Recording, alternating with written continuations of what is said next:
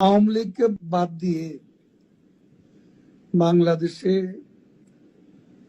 কোনো বিশ্বাসযোগ্য, গ্রহণযোগ্য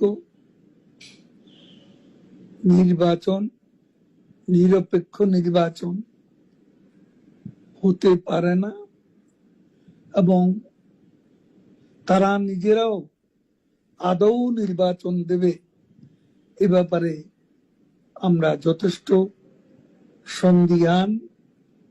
নির্বাচনের নামে আজকে তাদের যে অশুভ অ্যালায়েন্স, এই অ্যালায়েন্সকে নিয়ে তারা আজ সংস্কারের নামে গোটা জাতিকে বিভ্রান্ত করছে।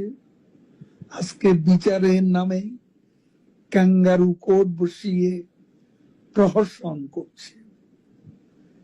এই ধারা আমরা গুড়িয়ে দেব এবং এর বিরুদ্ধে আমাদের প্রতিরোধ চলবে।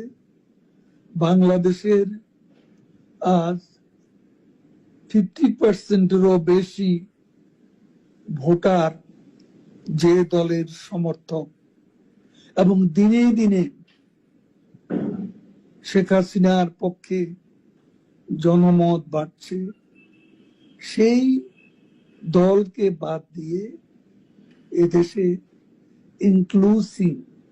ইনক্লুসিভ বা অংশগ্রহণমূলক নির্বাচন